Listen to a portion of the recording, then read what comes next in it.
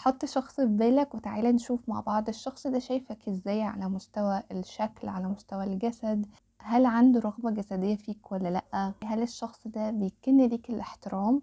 وكمان عايزين نعرف حقيقة مشاعره تجاهك، وهل ناوي ياخد العلاقة ليفل أعلى ولا الشخص ده بيلعب من الآخر. كل ده هنعرفه النهاردة مع بعض، بس ما تنسوش قبل ما نبدأ اشتركوا في القناة واضغطوا لايك.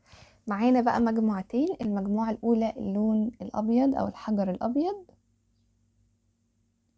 المجموعة التانية الحجر الأسود. اختاروا بالأحجار أو بالألوان أو اختاروا بالحروف، هسيبها لكم في صندوق الوصف. هسيبكم ثواني تختاروا ونبدأ على طول.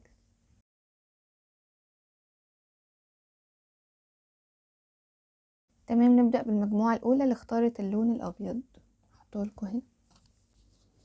تمام، أول حاجة هناخدها، كيف يراك هذا الشخص؟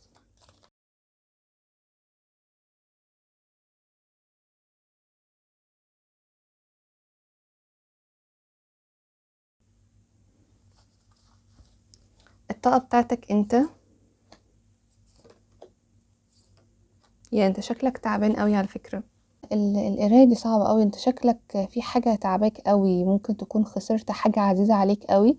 الحاجه دي ممكن تكون بيت مثلا، ممكن تكون شخص، ممكن يكون شغلانه او مصدر رزق.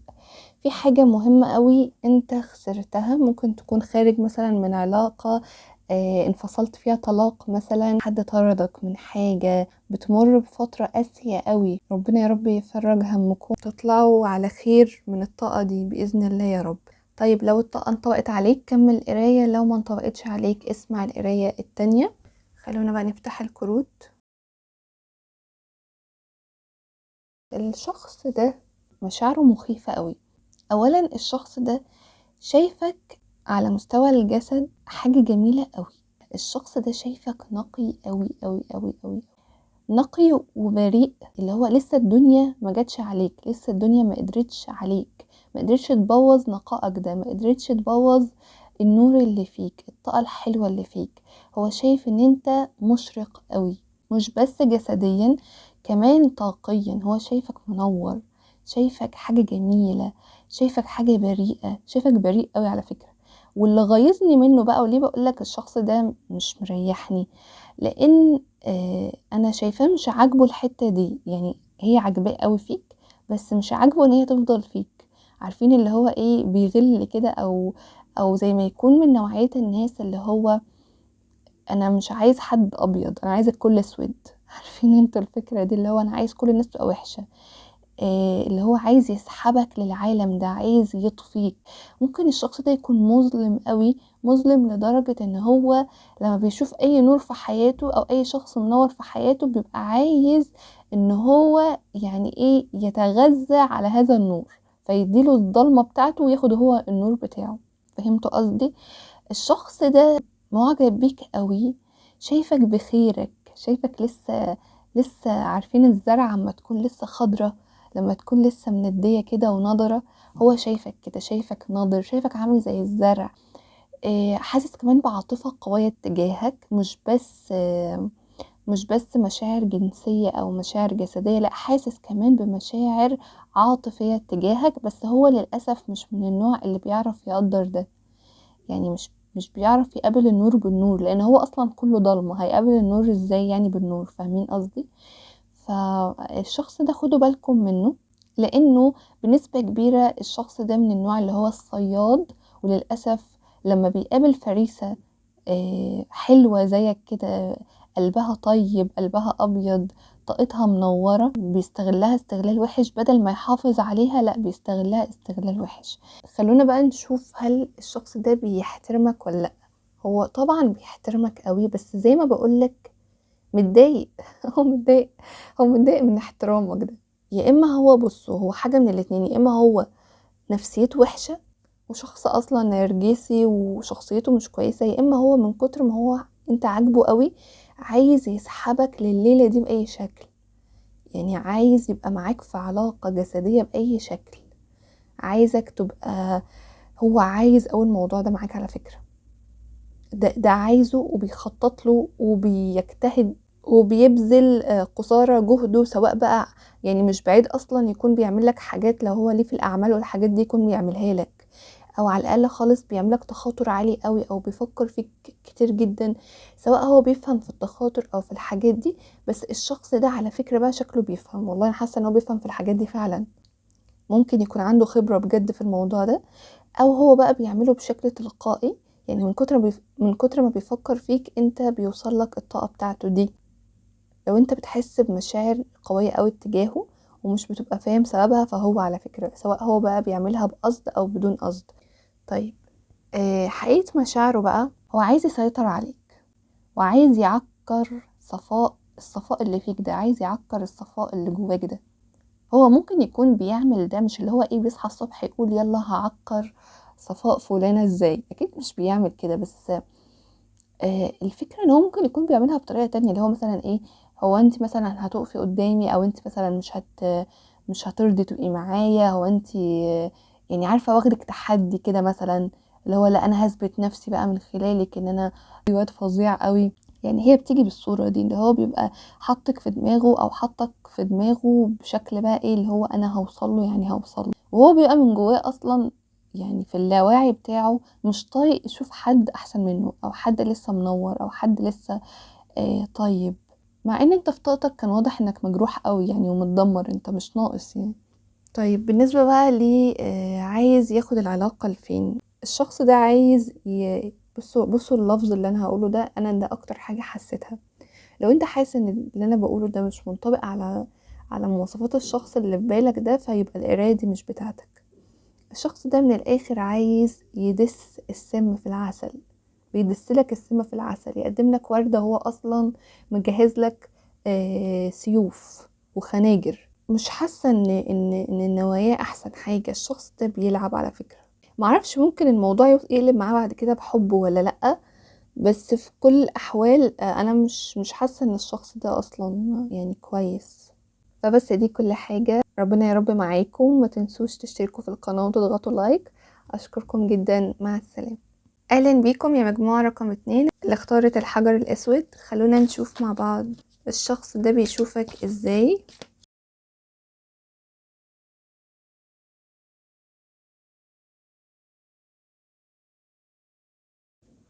طب بتاعتك انت بقى، انت بتتجوز ولا ايه؟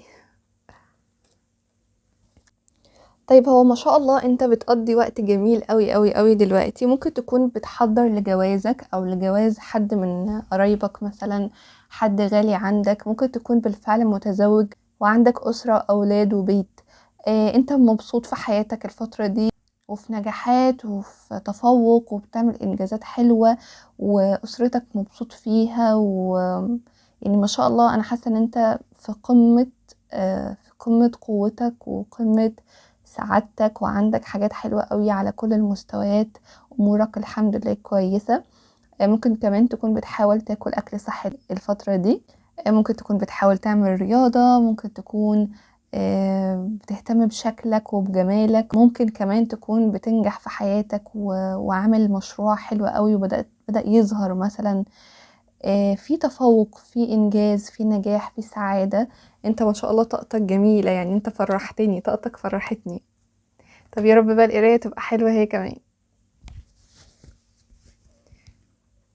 اول حاجة هنا، يا سلام. الله، حلوة قوي القراية دي، جميلة. طيب قبل ما نبدأ اشتركوا في القناة واضغطوا لايك. يلا بقى نشوف اول حاجة خالص، كيف يراك جسديا على مستوى الجسد. طيب انت مبدئيا كده سألت عن شخص انت بالفعل مرتبط بيه، وانتوا في علاقة حب، ممكن يكون جوزك او خطيبك او حبيبك، او ممكن يكون حد انت اوريدي مرتبط بيه، حتى يعني لو حتى انتوا كراش، بس انا مش حاسه ان انتوا كراش، انا حاسه ان انتوا فعلا في علاقه وبينكم حب كبير. الشخص ده شايفك جميله قوي، جميله جميله جدا، شايفك اجمل ست في الدنيا، شايفك اكتر حد مناسب ليه، يعني وزنك هو الوزن المناسب بالنسبه له، طولك، جمالك، صوتك، لمستك، طريقتك في الكلام، تفكيرك، كل حاجة فيكي شايفك انت الشخص المكافئ ليه، شايفك الحب والسعادة والرقة ولو انت راجل برضو هي شايفاك بالطريقة دي، شايفاك حاجة يعني ايه، الرجولة والأمان والشكل المثالي والجسد المثالي. هو بينه وبينك شغف عالي قوي، بس ايه، شغف فيه حب كده، فيه مشاعر جميلة، مشاعر فيها فرحة. هو فرحان قوي، الشخص ده فرحان معاك قوي، بيحبك قوي قوي، وحاسس ان انت العيلة والامان والجمال. واكتر حاجة بتثيره فيكي مثلا ان انت نصه التاني، وان انت اكتر حد فاهماه وعجباه وبتعرفي تتعاملي معاه، عارفة مفاتيحه. هي دي اكتر حاجة عجباه فيكي على فكرة. هو مش عاجبه حتة معينة في شكلك او في جسمك او في طريقتك، رغم ان كل ده عاجبه وعاجبه قوي كمان. يعني انت ممكن تكوني مقياس الجمال بالنسبة له. الفكرة بقى ان هو، سامحوني لو بتكلم بصيغة الأنثى بس لأنه حرفيا أغلبكم بنات يعني، ماشي. كمان هو مش بقولك بس ان هو شكلك او جسمك اللي عاجبه، لا، هو عاجبه ان انتي عارفة مفاتيحه. يعني عارفة ازاي تسريه فكريا، تسريه عاطفيا، لمسة الطفل اللي جواه، لمسة شخصيته. يعني انتي صديقته، على فكرة انتي صاحبته، بيحب يحضنك، بيحب ان انت كيوتة في نفسك كده وعلى قده. آم، ولو انت راجل، هي بتحب ان انت بتعرف تحتويها، بتعرف بتحس بامان كده معاك، وبتحس بدفى، بتحس ان انت ابوها، بتحس ان انت صاحبها، بتحس ان هي مرتاحة ومطمنة وهي معاك. جميلة اوي، جميلة اوي مشاعره تجاهك. طيب هل بيحترمك ولا لا؟ اقول لك حاجة غريبة، هو الكارت غريب صراحة، كأنه محتار فيك. خلينا نوضح الكارت ده، خلينا نشوف يعني هل الشخص ده بيكن ليك الاحترام، لان هو مشاعر كلها احترام، فهو يعني في حاجة انا مش قادرة افهمها. ممكن يكون شايفك متناقض، مستغربك.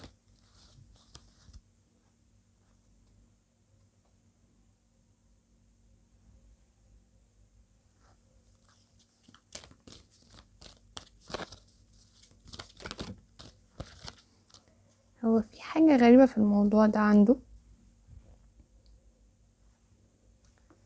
هو انت مثلا ممكن تكون انت مثلا بتقفلها في وشه قوي، او بتتعامل معاه بطريقة ناشفة شوية في الموضوع ده. مثلا لو هو مثلا طلب منك حاجة او كده، انت بتقفلها في وشه، او عندك افكار غلط. يعني لو انت مثلا متجوزين، فانت مثلا عندك افكار مش كويسة تجاه العلاقة، مثلا بترفض كتير، الموضوع بالنسبة لك صعب، فيه تعب، موضوع بالنسبة لك عبء مثلا. هو شايف الموضوع بطريقة غريبة، يعني هو في حاجة مستغربها فيك. ممكن تكون انت بالنسبة لك، يعني هو مش مسألة بقى بيحترمك او مش بيحترمك، هو في حاجة مستغربها فيك. يعني حاسة ان انت مثلا عندك افكار سلبية اتجاه الموضوع ده، مضايقاه هو شخصيا. هو انتوا هتبقوا عارفين بقى بالظبط فين المشكلة، بس هو في مشكلة في الموضوع ده بينكم، والمشكلة دي مخلياه مستغرب، ومخلياه ممكن يكون مثلا مستغرب ان احنا قد ايه متفاهمين، وقد ايه بينا حاجات حلوة قوي ومشاعر حلوة قوي. طب انت ليه بتبقى عنيف معايا كده لما مثلا بلمح لك بحاجة واقول لك كلمة كده ولا كده، ولا مثلا فاهمين؟ مش عارفة، حاساه مستغربك. يعني انا حاساه بالاكتر مستغربك، او يمكن العكس، بس انا مش حاسة انه العكس. يعني كنت هقول لك مثلا ان ممكن تكوني انت جريئة قوي، فهو مستغرب ايه ده، انت ايه الجراءة اللي فيكي دي، مش.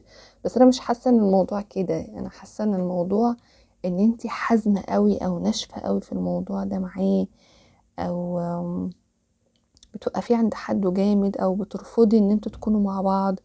ممكن يكون بيعرض عليكي كتير ان انتوا تكونوا مع بعض، مثلا تتقابلوا في مكان او حاجة او كده، وانتي بتاخدي موقف اللي هو ايه، لا انا ما اعملش كده، لا انا ما اعرفش ايه. فهو مثلا بيستغربك، هو انت ازاي قريبة مني قوي كده، وازاي عايزة تبقي وقادرة تبقي بعيدة عني قوي كده. فاهمين الفكرة؟ طيب بالنسبة بقى بس هو على فكرة بيحترمك وبيحبك جدا يعني، هو بس بيستغربك زي ما بقولك كده. طيب حقيقة مشاعره بقى، هو شايفك بيتوتية قوي. مش عارفة ايه علاقة الجزئية دي في القراية، بس انا حسيتها كده. يعني انا حسيت الحتة دي كده، هي ملهاش علاقة ممكن باللي احنا بنقوله، بس هو شايفك بيتوتية قوي، بتحب البيت قوي. ما بتحبيش يعني ايه، بصي الكلمة دي بقى المناسبة، مش مغامرة. مش شايف ان انت فيكي روح المغامرة. يعني مثلا تعالي مثلا نروح مثلا معرفش نعمل ايه كده، انتي لأ، انتي تقليدية بطيئة مثلا. اللي هو لأ، انا مش هقدر اروح مثلا اغامر معاك في حاجة زي كده، لأ مش هينفع نسافر مع بعض، لأ مش هينفع نخرج نتقابل، لأ مش هينفع. هو شايفك بالطريقة دي ان انتي، هي بس دي الحتة الوحيدة اللي ممكن يكون شايفها فيكي مش حلوة، اللي حتة ان انتي مش مفكيش روح المغامرة قوي معاه. بالنسبة بقى لإعجابه بيكي، هو مشاعره ناحيتك جميلة جدا طبعا، مشاعره جميلة أصلا، مش محتاجة يعني، مش محتاجة ان انا اقول اكتر من ان هو بيحبك جدا جدا جدا، ومعجب بيكي قوي كمان. عايز ياخد العلاقة لفين يعني؟ عايز جواز طبعا واستقرار وبيت، وانا حاسة اصلا ان انتوا متجوزين او مخطوبين او مرتبطين. الشخص ده عايز يتجوزك يا معلم، عايز يتجوزك، عايز يكون معاكي في بيت، يكون معاكي أسرة، يستقر معاكي، عايز يستقر معاكي قوي. يعني هو شايفك ان انتي السعادة والحب والبهجة بيحبك قوي. ما شاء الله القراية جميلة اصلا، طاقتكم يعني حاجة كده قمر ما شاء الله. فيا رب يسعدكم ويوفقكم، واشكركم جدا يا مجموعة رقم 2. ما تنسوش تشتركوا في القناة، تضغطوا لايك. احبكم جدا، مع السلامة.